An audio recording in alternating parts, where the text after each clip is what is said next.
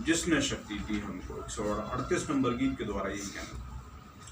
धन्य धन्य धन्य प्रभु को जिसने शक्ति दी हमको। धन्य धन्य धन्य प्रभु को जिसने शक्ति दी हमको। शरण में अपनी लाया, शरण में अपनी लाया प्रभु जी। दिन रात है संभाला प्रभु जी। दिन रात है संभाला। जग में बादल की छाया बना, रात में अग्नि की ज्वाला बना। दिन में बादल की छाया बना, रात में अग्नि की ज्वाला बना। रक्षक बना हमारा, रक्षक बना हमारा प्रभु जी।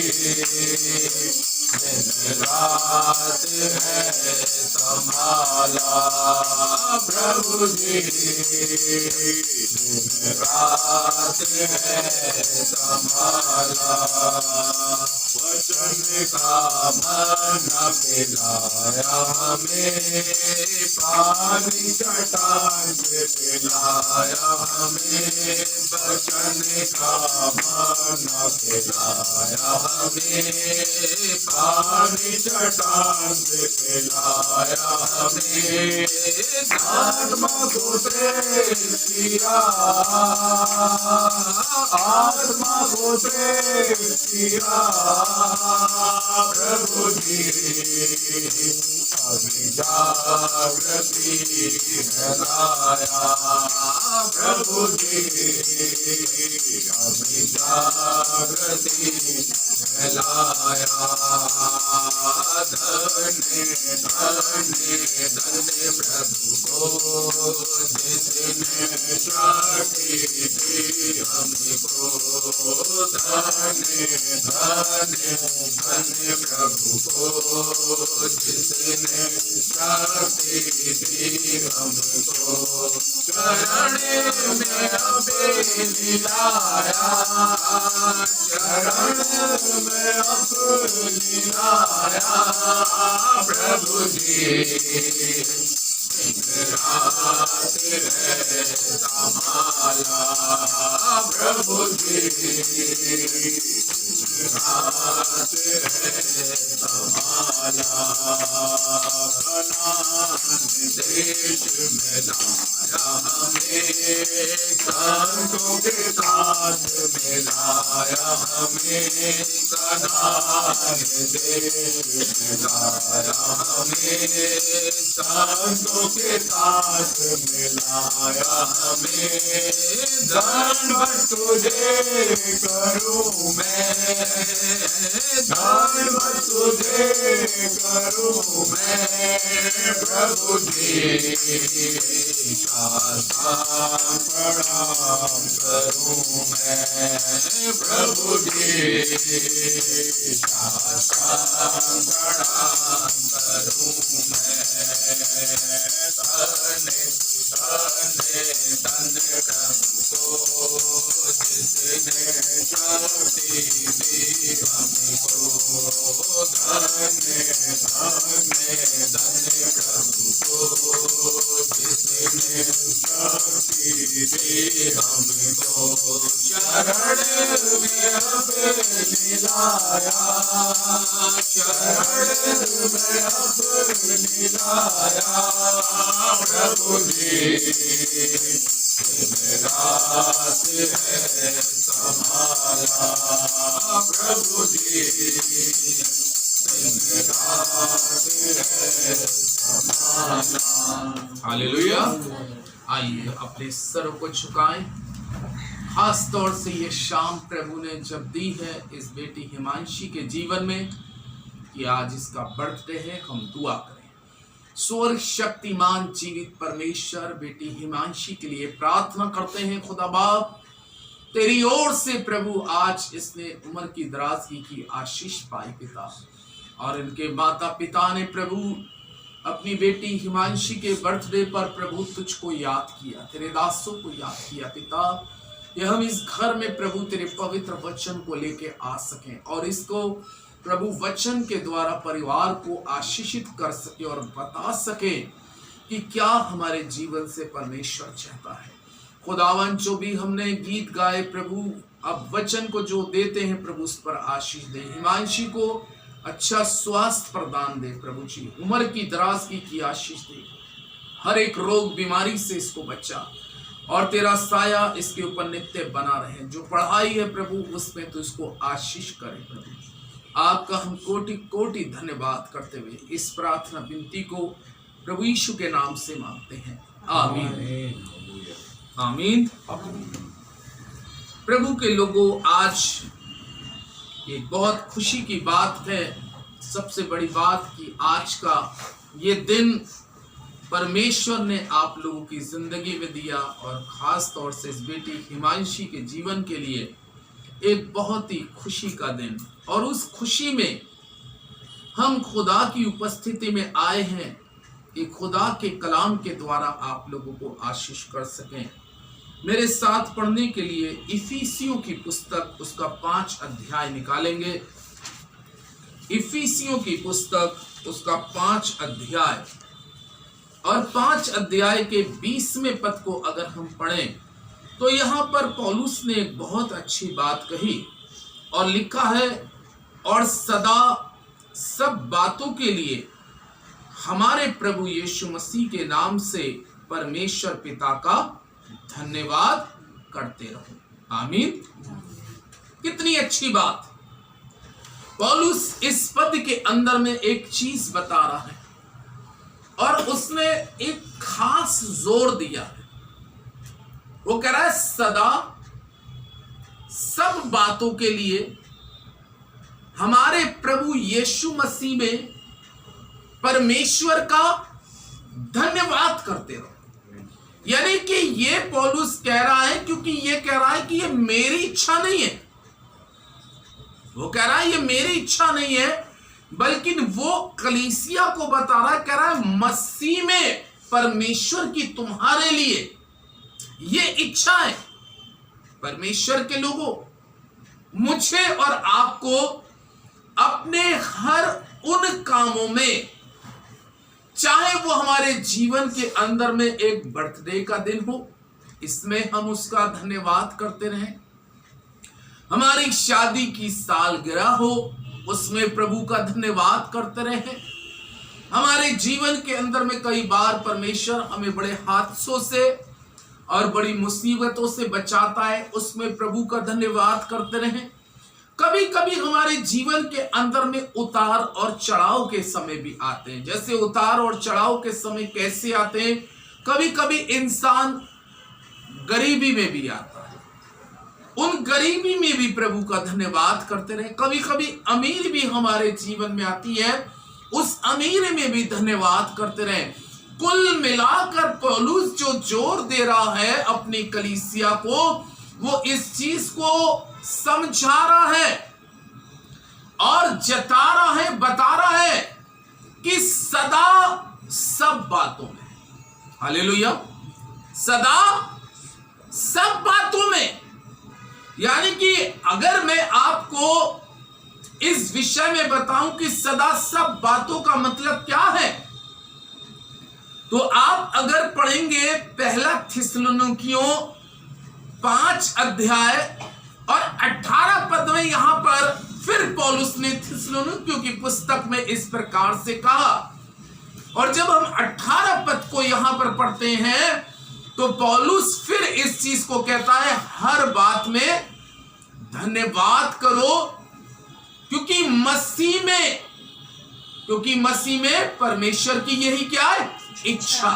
सदा, वहां पर वो कह रहा है सदा सब बातों के लिए, हालेलुया, सदा सब बातों के लिए हमारे खुदावंद यीशु मसीह का इसलिए धन्यवाद करते रहो। मालूम है, जब प्रभु यीशु मसीह इस संसार में उसने जब जन्म लिया और जन्म लेने के बाद में बाइबल बतलाती है कि उसने 12 साल की उम्र से सेवा को आरंभ कर दिया और 12 साल की उम्र में वो जगह जगह जा जाके कभी गलियों में, कभी चौकों में, कभी आराधनालयों में जा जाके सुसमाचार का प्रचार सुनाता रहा और लोगों को सिखाता था, वचन के द्वारा लोगों को समझाता था कि सदा सब बातों के लिए हमारे परमेश्वर का कि तुम क्या करते रहो, धन्यवाद करते रहो। कितनी अच्छी बात सिखाता था।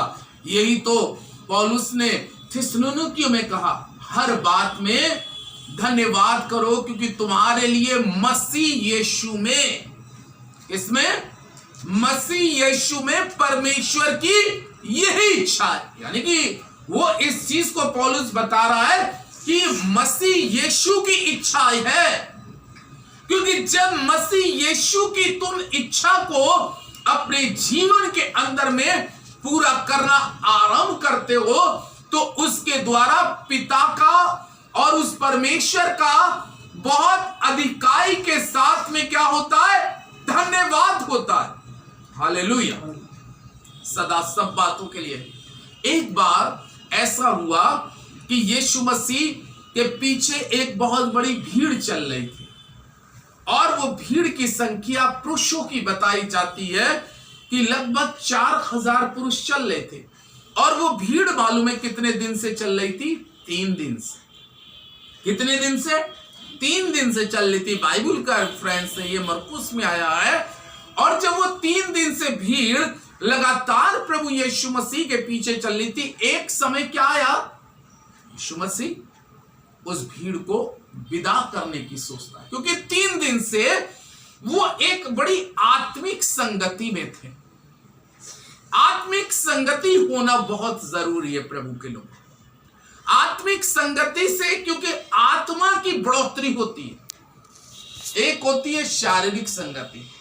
इस जगह पर अभी तो एक ऐसा समय कि वचन खोला गया है, आराधना स्तुति के गीत गाए गए हैं और परमेश्वर की आराधना हो रही है। यह है आत्मिक लोगों की पहचान। संसारिक लोगों की क्या पहचान होती है कि उनके घर पर अगर कोई बर्थडे पड़ता है या शादी की सालगिरह होती है या बच्चों का रिश्ता तय हो जाता है या बच्चा पास हो जाता है, तो मालूम है वो उन बर्थडे में, उन शादी की सालगिरह में क्या करते हैं, अपने ऐसे लोगों को बुला लेते हैं, अच्छा खाना बनाते हैं, लेकिन वो यारी दोस्ती वाले संसारिक लोग होते हैं। और उसके बाद जब संसारिक लोग हमारे घरों के अंदर में प्रवेश करते हैं तो उनकी इच्छा क्या होती है, संसारिक खुशी से सेलिब्रेट करना। और संसारिक खुशी से हम उस बर्थडे को या उस शादी की सालगिरह को कैसे सेलिब्रेट करते हैं, अलग ले जाएंगे। भाई आज तो बेटी का बर्थडे है, आज तो बेटे का बर्थडे है, आज तो तुम्हारी शादी की सालगिरह, कुछ होना चाहिए, कुछ होना चाहिए। क्या होना चाहिए भाई, बोतल मंगा लो। हाँ, यह हकीकत है।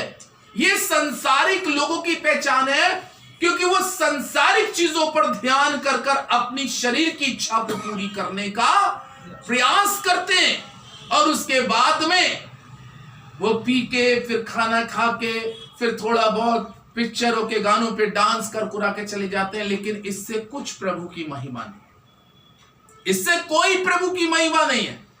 वो तो कह रहा है सदा सब बातों के लिए हमारे खुदावन यीशु मसीह में परमेश्वर का धन्यवाद करते रहो। किसका? मसीह यीशु का धन्यवाद करो। हमारी जिंदगी के अंदर में कितनी खुशियों का अवसर आते हैं हमारे जीवन का। मैं अपने जीवन की एक सच्चाई की मिसाल बता रहा हूं कि जब से मैंने खुदावन यीशु मसीह को जाना, चाहे मेरा शादी की सालगिरह हो, चाहे मेरे बच्चों के बर्थडे हो, चाहे मेरे बच्चे पास हुए हो, मेरा जो काम है वो मेरा काम यही है कि मैं अपने खुदा का सबसे पहले धन्यवाद करता हूं। हालेलुया। मैं परमेश्वर का धन्यवाद करता हूं, क्योंकि ये वचन हमें सिखा रहा है, समझा रहा है। मालूम है जब भीड़ यीशु मसीह के पीछे चल रही थी, जब 3 दिन से थी, तो लिखा है यीशु मसीह उनको विदा करने पे थे।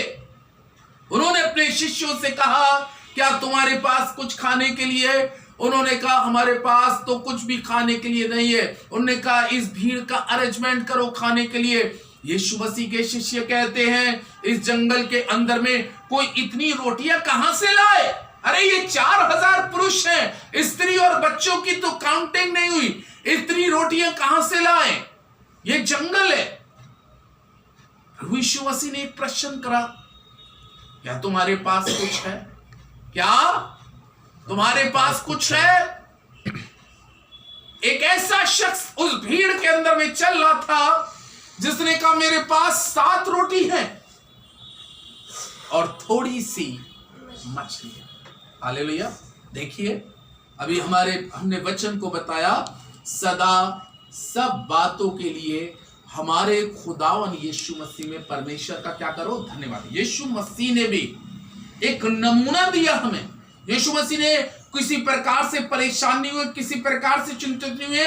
वो हमारे को एक नमूना बना के गए, और उन्होंने नमूना क्या दिखाया? वो 7 रोटी ली, थोड़ी सी मछलियां ली, और अपने पिता का उसमें भी उन्होंने क्या किया?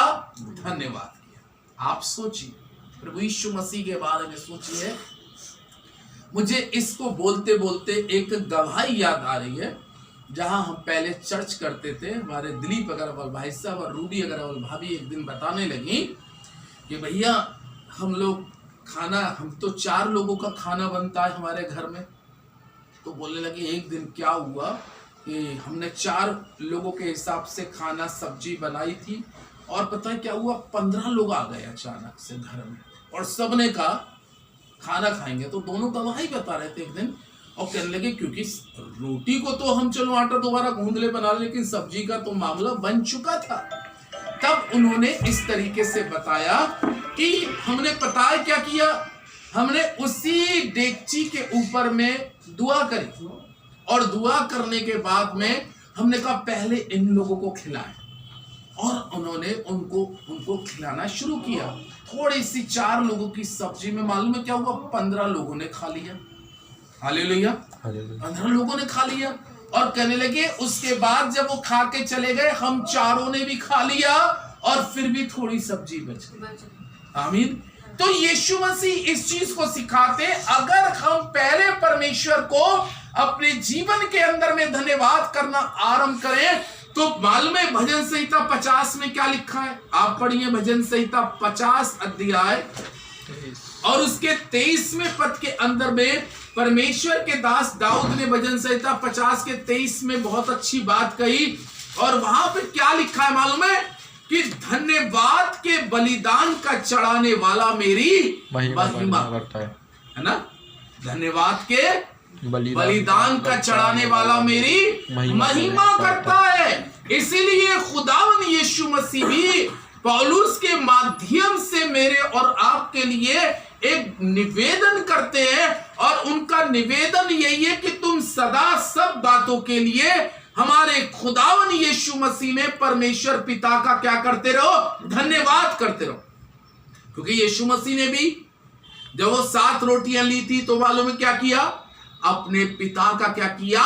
धन्यवाद किया। उन्होंने 7 रोटी को लेकर अंदर से परेशान नहीं हुए, 7 रोटी को लेकर वो चिंतित नहीं हुए, कैसे इतने लोग खाएंगे, कैसे इतनी भीड़ का अरेंजमेंट हो गया। जब उन्होंने खुदावन ने, यीशु मसीह ने अपने पिता का धन्यवाद किया, तो उस रोटी पर एक बहुत बड़ी ब्लेसिंग आ गई। हालेलुया। रोटी पर आशीष आ गई, थोड़ी सी मछली पे आशीष आ गई, और उसके बाद में भी परमेश्वर का पवित्र कलाम कहता है फिर भी 7 टोकरे भर के उठाए गए। ऐसा क्यों हुआ? क्योंकि परमेश्वर का वचन यहां पर जब हम दाऊद की पुस्तक को भजन संहिता 50-23 को जब पढ़ते हैं, तो यहां पे परमेश्वर का वचन कहता है कि धन्यवाद के बलिदान का चढ़ाने वाला मेरी क्या करता है? महिमा करता। आमीन। हम उसकी ग्लोरी को प्रकट करते हैं। हमारे जीवन से यही तो प्रभु चाहता है कि उसकी महिमा प्रकट हो, क्योंकि जब उसने उत्पत्ति की पुस्तक में पहला मनुष्य आदम और हवा की उत्पत्ति करी, यानी कि जन्म करा उनको, तो यशाया की पुस्तक में लिखा है कि उसने उनका दोनों का जन्म इसलिए किया था कि ये दोनों मेरी महिमा करें और दोनों मेरा क्या करें, धन्यवाद करें, दोनों धन्यवाद करें। और यहां पर जब हम इस बात को पढ़ते हैं, वो कह रहा धन्यवाद के बलिदान का चढ़ाने वाला मेरी महिमा करता है। तो हमें काय के लिए सृजा, हमें काय के लिए रचा, हमें खुदावंद यीशु मसीह ने क्यों जिंदगी दी और इस जिंदगी का महत्व क्यों, आज का ये जन्म, आज की आयु का बढ़ाना हिमांशी के लिए किस कारणवश है कि ये अपने जीवन से, अपने परिवार से, अपने माता पिता के साथ मिलकर हम सब प्रभु यीशु मसीह में पिता का क्या करें, धन्यवाद करें, मिलकर धन्यवाद करें। तभी तो भजन संहिता 34 के अंदर में दाऊद ने तीसरे पद के अंदर में एक बहुत अच्छी बात कही। भजन संहिता 34 का जब हम तीसरे पद को पढ़ते हैं तो भजन संहिता 34 के तीसरे पद में कहता है, आओ हम मिलकर यहोवा का क्या करें, धन्यवाद करें। आओ हम मिलकर, यानी कि वहां पर एक संगति के बारे में दाऊद कर रहा है कि हम संगति के साथ परमेश्वर का क्या करें, धन्यवाद करें। आओ हम मिलकर यहोवा का धन्यवाद करें। यानी कि आज प्रभु क्या चाहता है, पूरा परिवार मिल जाए। आज प्रभु क्या चाहता है कि हम सब पांचों मिलकर, आठों एक साथ मिलकर इस खुशी के पावन अवसर पर सब मिलकर प्रभु का क्या करें, धन्यवाद। आमीन। ये परमेश्वर का वचन कहता है, क्योंकि तुम्हारे लिए मसीह यीशु में परमेश्वर की ये इच्छा है। उसकी इच्छा को हमें अपने जीवन में पूरा करना बहुत जरूरी है, क्योंकि जब हम उसकी इच्छा को अपने जीवन में पूरा करते हुए चलते हैं तो यकीनन जाने वो परमेश्वर भी अपने लोगों की हर एक इच्छा को पूरी करता है। परमेश्वर इस वचन पर आशीष दे, आमीन। आइए दुआ करें। स्वर्ग शक्तिमान हमारे जीवित पवित्र अनुग्रहकारी और सामर्थी परमेश्वर, करुणा निधान परमेश्वर, राजाओं के राजा, प्रभुओं के प्रभु, हम बहुत ही नम्रतापूर्ण और बहुत ही दीनतापूर्ण तेरे पवित्र चरणों में आते हैं प्रभु। आज इस बेटी हिमांशी के लिए धन्यवाद करते हैं प्रभु परमेश्वर, जबकि तूने इसकी उम्र को बढ़ाया प्रभु। और कलाम कहता है आयु का बढ़ाना तेरी ही तरफ से होता है परमेश्वर। तेरा कोटि कोटि, तेरा कोटि कोटि और तेरा कोटि कोटि धन्यवाद करते हैं। और इस बेटी को अच्छा स्वास्थ्य, तंदुरुस्ती, उम्र की दराज की आशीष दे। और प्रभु ये तेरी अगुवाई में नित्य चलती रहे, तेरे नाम को रोशन करने वाली बने प्रभु, और तेरे वचनों को पूरा करने वाली बने प्रभु जी। हमारी दुआ है खुदा बाप, तू हर एक पैमाने में प्रभु उनकी मम्मी को आशीष दे, पापा को आशीष दे, और परिवार सदा सब बातों में मिलकर तेरा धन्यवाद करने वाला है। और दुआ करते हैं मधु सिस्टर के लिए, भाई अफजल मसीह के लिए खुदावंद, जब इन्होंने इस खुशी के अवसर पर तुझको याद किया, तेरे दास को याद किया, और प्रभु जब ये छोटी सी मंडली एक साथ मिलकर तेरी बड़ाई करती है, इसके लिए हम तेरा धन्यवाद करते हुए सारा आदर, सारी महिमा आपको देते हैं। खुदावन यीशु मसीह के वसीले से मांगते हैं, आमीन। आए